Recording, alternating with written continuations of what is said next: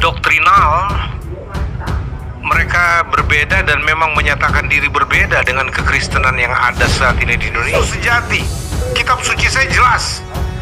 Ya, nah ini kayak contoh nih, kitab suci terjemahan dunia baru. Ini kitab suci kitab Indonesia. Ini sangat berbeda. Ini kitab suci resmi orang Kristen.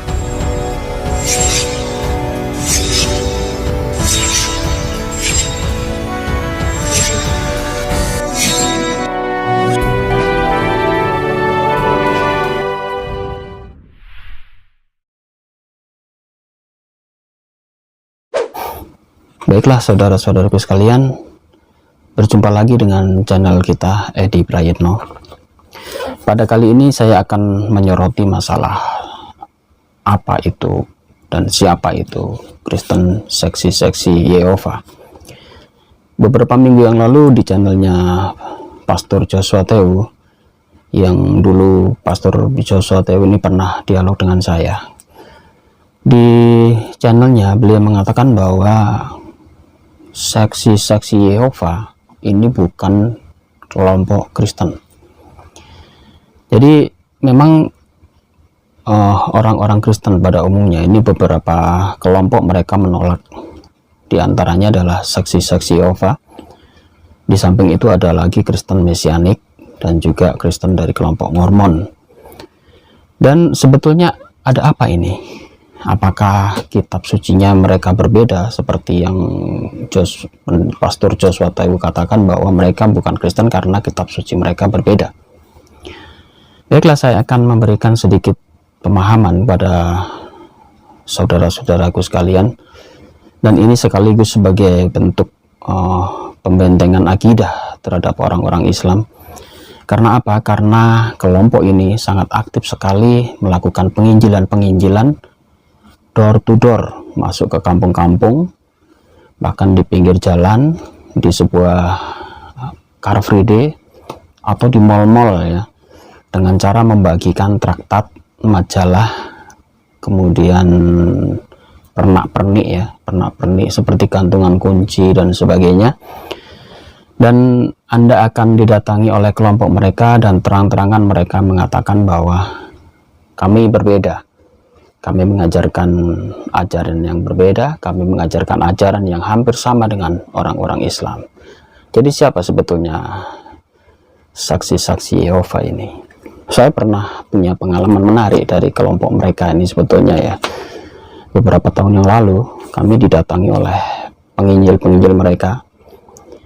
Mereka mendatangi kelompok kami, kemudian mengadakan janjian, kami terima mereka, kami mengadakan dialog. Jadi Bapak Pendeta dari kelompok Saksi-Saksi Yehova ini perlu saya katakan pada saudara-saudaraku sekalian bahwa ciri-ciri mereka sangat mudah dikenali. Biasanya mereka menggunakan pakaian yang rapi. Kalau di luar negeri mungkin pakai jas ya. Kalau di Indonesia mungkin hanya atasannya baju putih dan celana hitam, sangat rapi. Kemudian mereka membawa kitab suci dan juga membawa majalah yang dibawa oleh mereka. Kelompok dari Saksi-Saksi Yehova ini dulu pernah dilarang sebetulnya di zamannya Bapak Presiden Soeharto almarhum. Kemudian dibuka kembali di zamannya Bapak Presiden Gus Dur ya. Jadi sampai hari ini mereka bebas melakukan penginjilan atau memberitakan kabar baik. Dia katakan kabar baik kepada seluruh orang. Kenapa saya katakan seluruh orang? Karena dia tidak peduli, bukan hanya orang Islam, bukan hanya orang di luar mereka, bahkan orang Kristen pun didatangi oleh mereka. Karena kebanyakan orang Kristen ini bukan dari kelompok mereka, karena kelompok mereka ini minoritas ya di Indonesia, kecil. Bahkan kelompok dari Saksi-Saksi Yehova ini tidak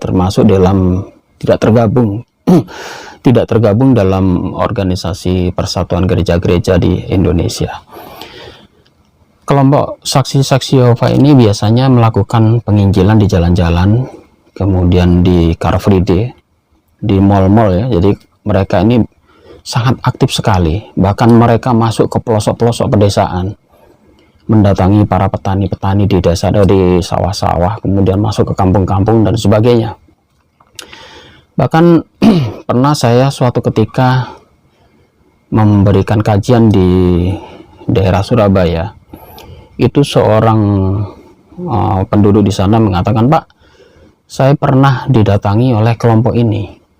Bahkan mereka rame-rame memukuli, bahkan dipukuli ya saudaraku sekalian." Jadi dia herannya waktu dipukuli itu mereka hanya tersenyum, Pak.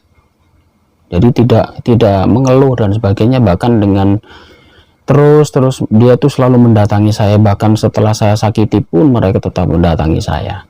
Jadi hati-hati ya. Orang-orang saksi-saksi Yehova yang terjun ke lapangan ini sebetulnya adalah orang-orang pilihan. Dia sudah dibekali dengan bermacam-macam ilmu, termasuk ilmu agama Islam atau Al-Quran dan Al-Hadis. Sehingga tidak jarang dari mereka itu biasanya adalah ahli-ahli debat. Hati-hati berhadapan dengan mereka. Biasanya mereka akan mendatangi Anda dengan meminta nomor HP Anda. Kemudian atau mereka mendatangi rumah Anda, dan dengan senang hati mereka akan memberikan kitab suci mereka dan juga bingkisan-bingkisan yang lain, termasuk majalah. Bahkan itu adalah majalah dari Menara Pengawal dan juga majalah Sadarlah. Dan saya juga termasuk yang mendapatkan kitab mereka ya. Ini adalah kitab suci mereka. Jadi kitab suci mereka itu adalah kitab suci terjemahan Dunia Baru. Apakah beda dengan kitab sucinya orang Kristen pada umumnya? Sebetulnya tidak beda. Jadi kalau pendeta atau pastor tahu mengatakan mereka bukan Kristen karena kitab suci mereka beda dengan kitab suci kami, itu salah ya. Sebetulnya kitab suci yang mereka pegang, yaitu kitab suci terjemahan Dunia Baru ini juga dipakai oleh orang-orang Kristen. Dia hanya mengubah beberapa kalimat di sini, terutama kata-kata A, L, L, A, H ya, huruf besar semua, itu semua diganti menjadi Yahwa, Yahweh, atau YHWH itu diganti semua menjadi Yahwa. Bahkan di dalam kitab perjanjian baru pun itu semua diganti Yahwa, diganti semuanya.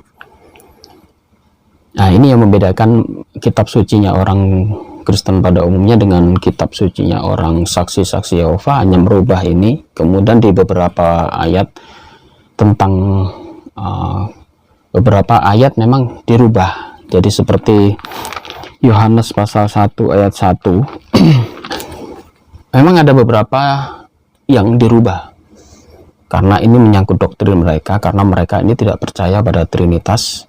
Nanti saya uraikan ya.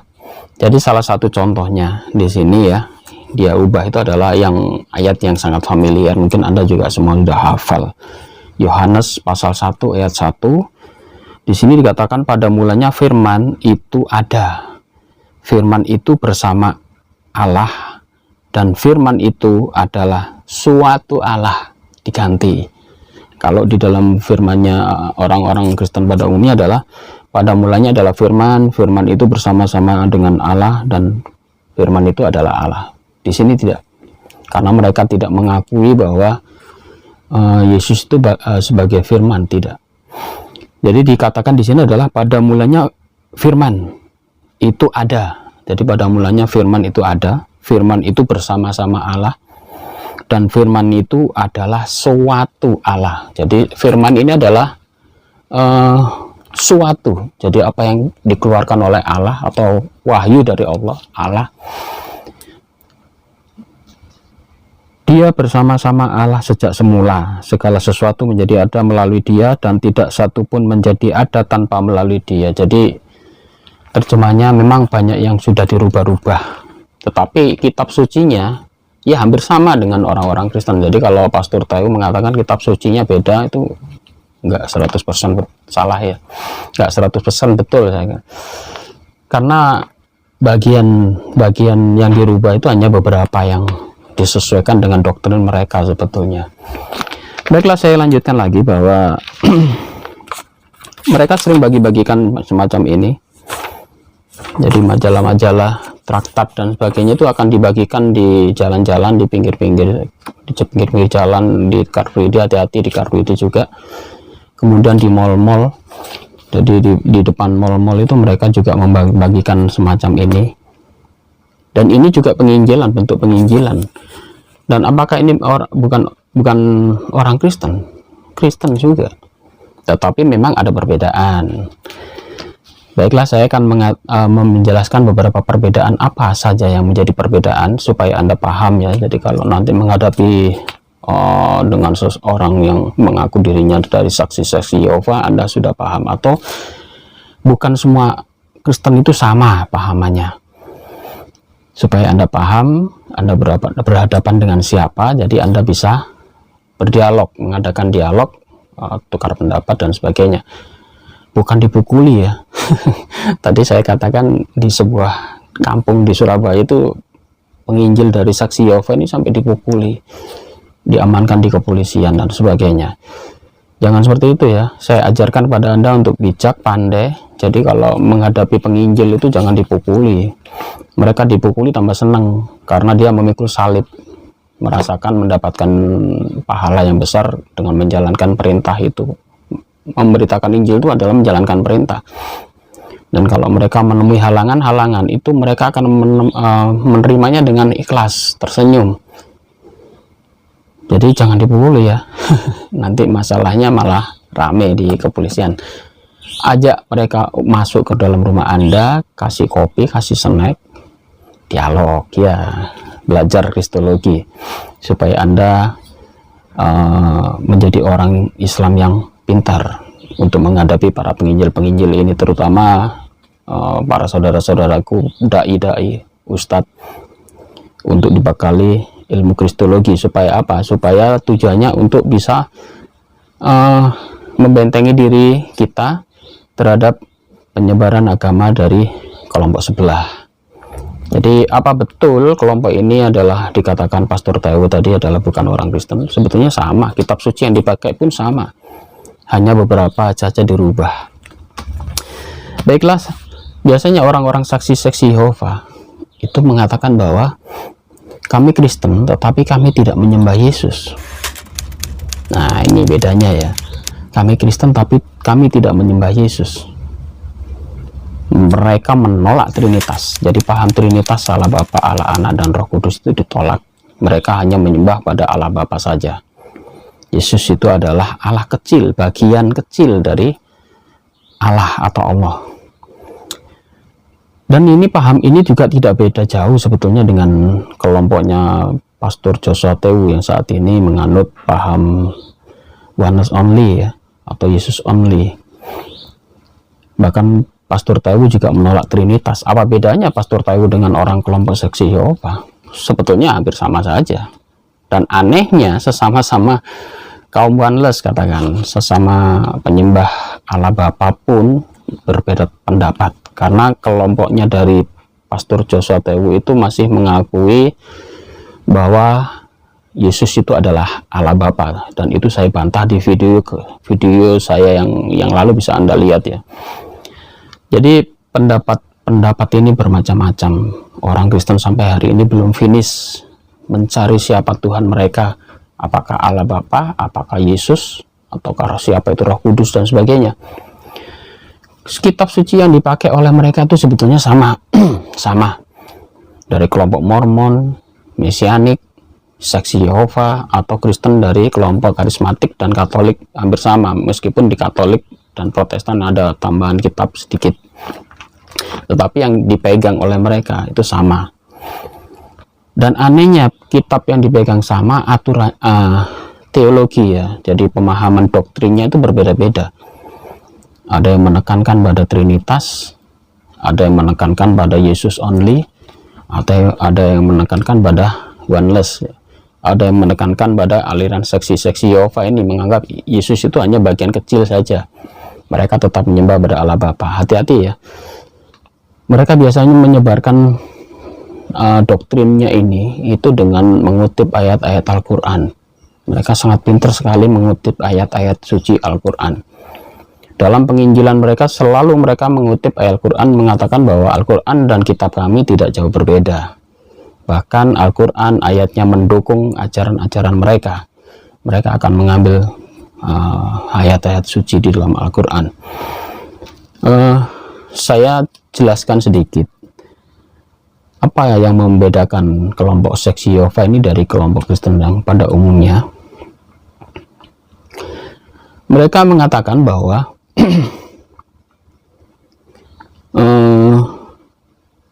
mereka memulihkan. Pertama, mereka mengganti semua kata-kata Allah itu diganti menjadi Yahweh semua. Waktu dialog saya dengan kelompok saksi-saksi Yehova ini, saya pernah mendebat mereka bahwa kitab suci perjanjian lama pun yang dipegang oleh orang-orang Yahudi, tanah Taurat, Nevi'im dan Ketuvim, di sana mereka tidak berani menyebut Yahweh itu.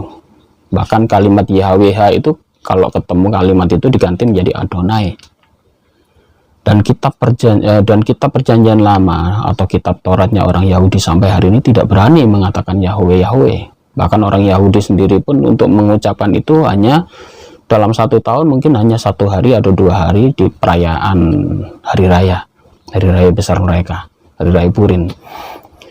Tetapi oleh orang-orang saksi Yehova ini mereka menyebut Yahweh semua diganti menjadi Yahweh. Bagi kita nggak ada masalah ya, tetapi ini hanya sebagai ilmu tambahan saja supaya Anda mengerti.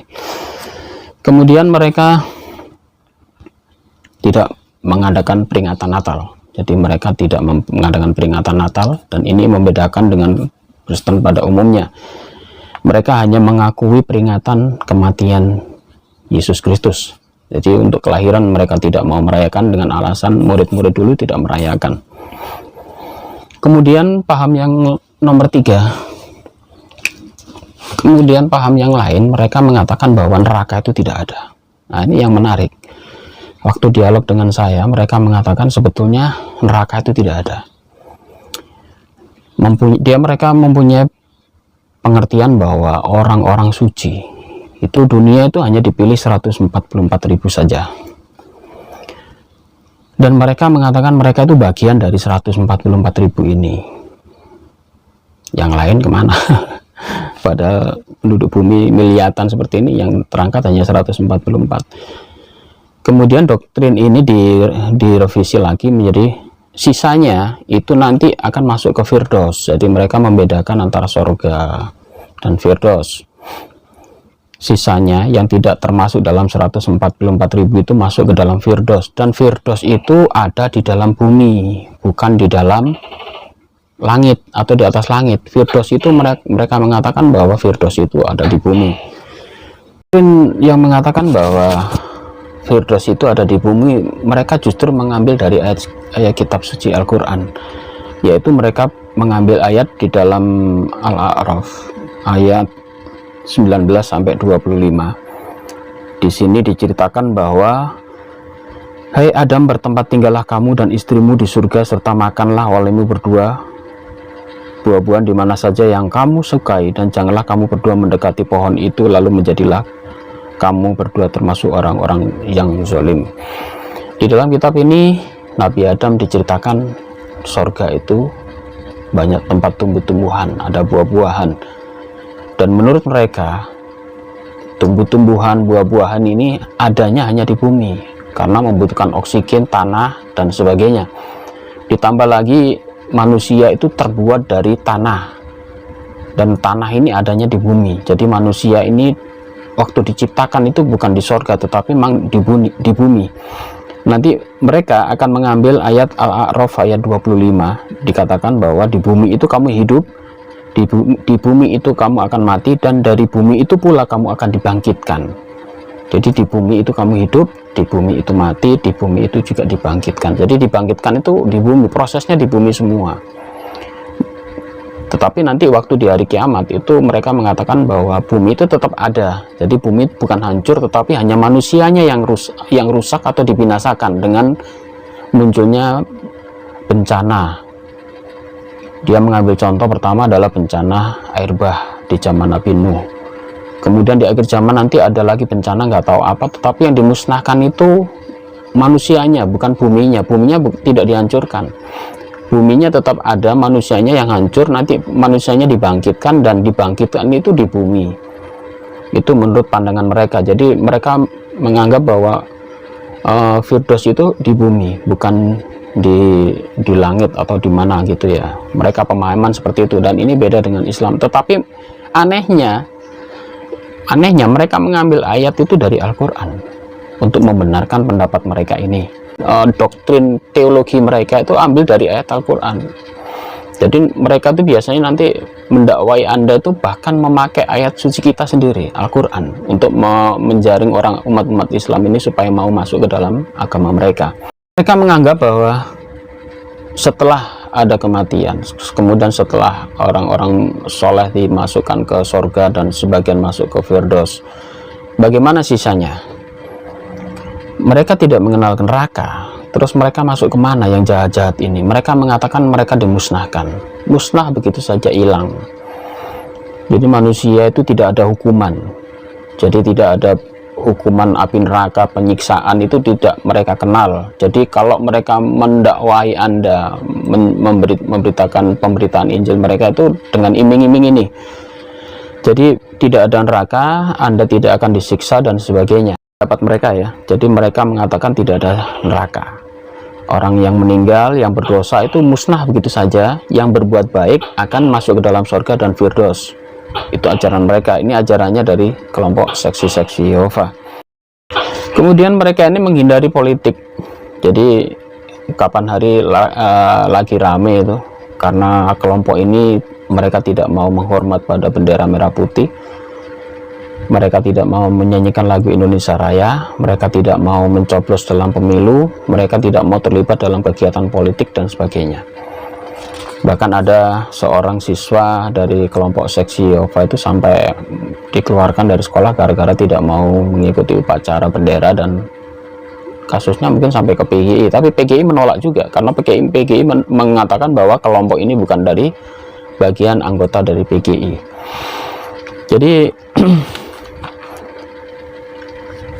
doktrin yang keempat tadi sudah saya ceritakan, masalah doktrin, masalah neraka, surga. Doktrin yang keempat adalah mereka menolak Trinitas. Ini yang penting ya.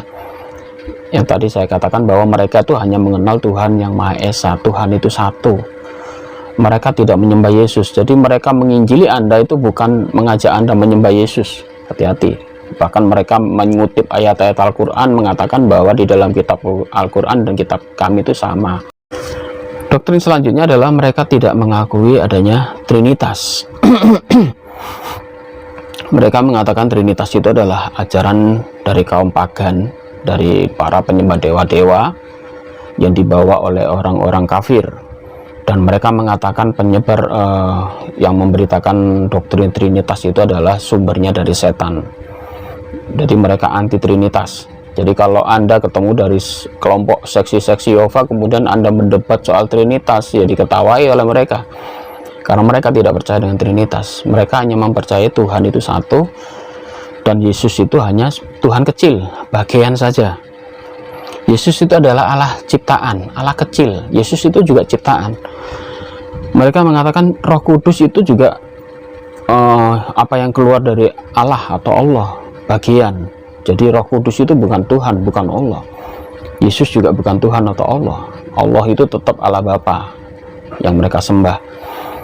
Jadi mereka menggunakan kitab yang sama, tetapi pemahamannya udah mulai beda-beda ya. Bahkan oleh kelompok Trinitas sudah beda, kelompok Oneness juga beda, bahkan ini kelompoknya dari seksi Yehova beda lagi.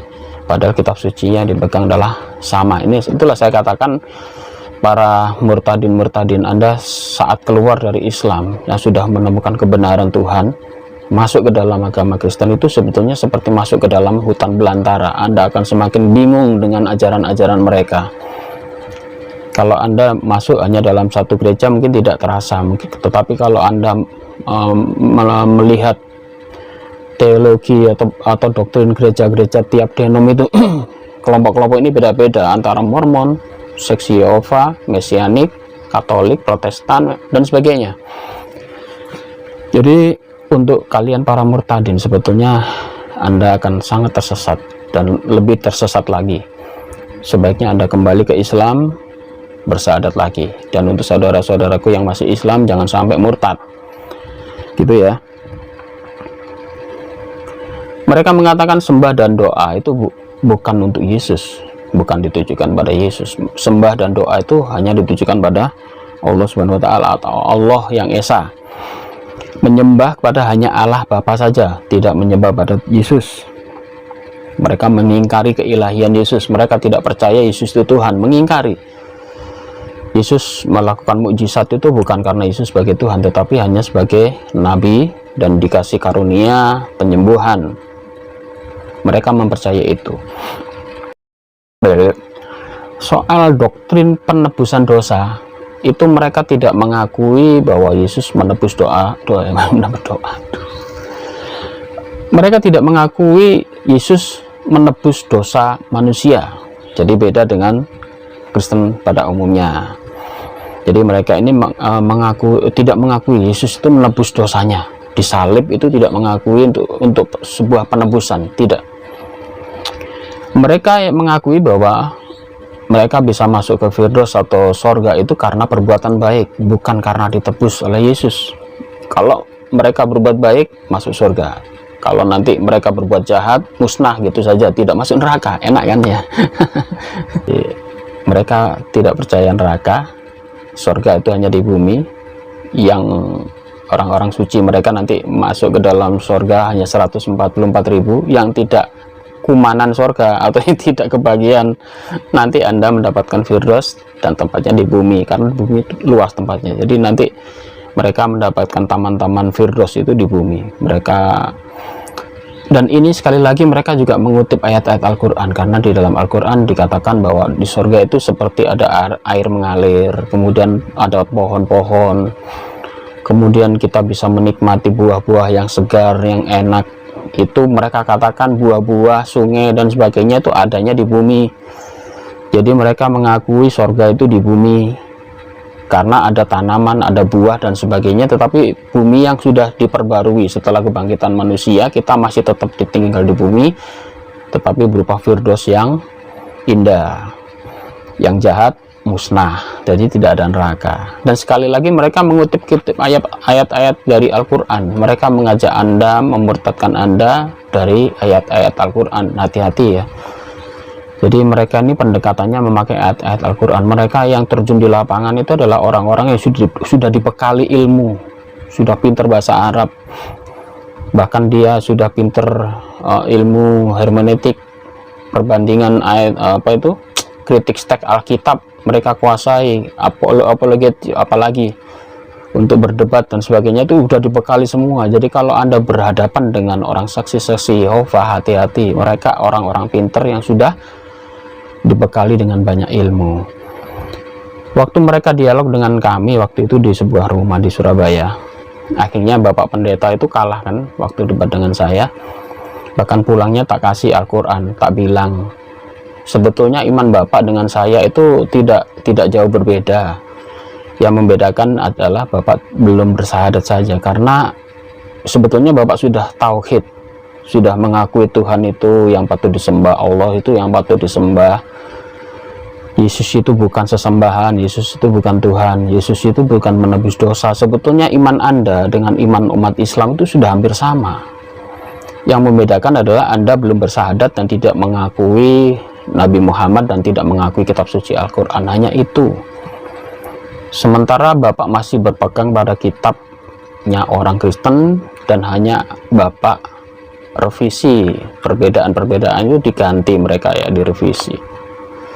Dan revisi kitab ini sudah 2 kali dilakukan oleh mereka. Sepulangnya mereka, saya kasih kitab suci Al-Quran, bahkan berjanji pada saya nanti dia akan mendatangkan gurunya lagi, pendeta yang lebih tinggi dari mereka, mengatakan saya akan mengajak yang lebih senior lagi untuk menghadapi saya, dia bilang. Tapi sampai hari ini tidak ada kabarnya lagi. Semoga aja mereka mendapatkan hidayah setelah membaca Al-Quran. Dan saya serukan kepada saudara-saudaraku muslim semuanya, Jika kalian didatangi oleh kelompok-kelompok saksi Yehova, nggak usah takut, nggak usah dipukuli ya. Masuk ke rumah diajak dialog. Sebetulnya mereka itu sangat lemah imannya. Apalagi kalau Anda dibekali dengan ilmu kristologi, mendalami kitab suci Al-Quran, meskipun mereka menggunakan kitab suci Al-Quran, kita bisa menjawabnya. Jadi sebetulnya mereka pinter nanti bersilat lidah itu. Mereka pakai ayat Al-Quran untuk menjebak Anda, untuk melemahkan Anda. Tetapi percayalah bahwa sebetulnya iman mereka juga sangat kebingungan untuk mencari Tuhannya. Dan saya katakan pada pendeta dari kelompok saksi Yehova masuk Islam, Pak, pulangnya tak kasih Al-Quran dia. Sebetulnya mereka sudah tauhid, tinggal bersyahadat saja gitu.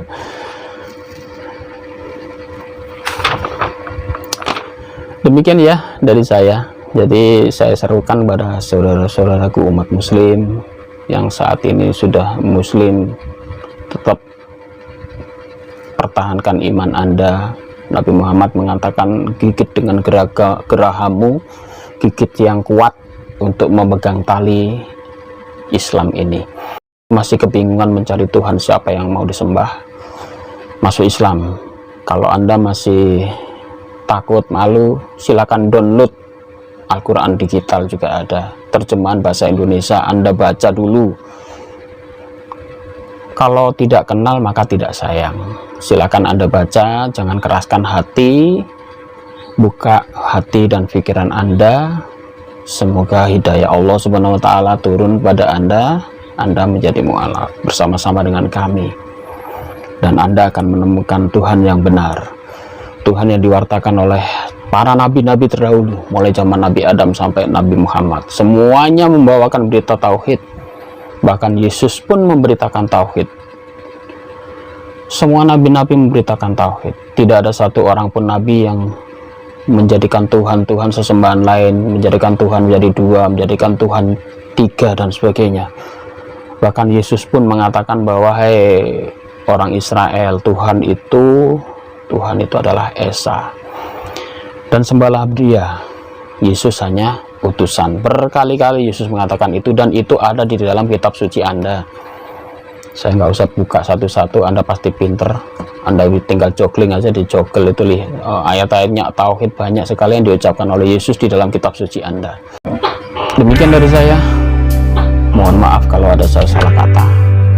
Tujuan saya hanya untuk mengajak Anda menuju kebaikan, dan ini sebagai dakwah saya.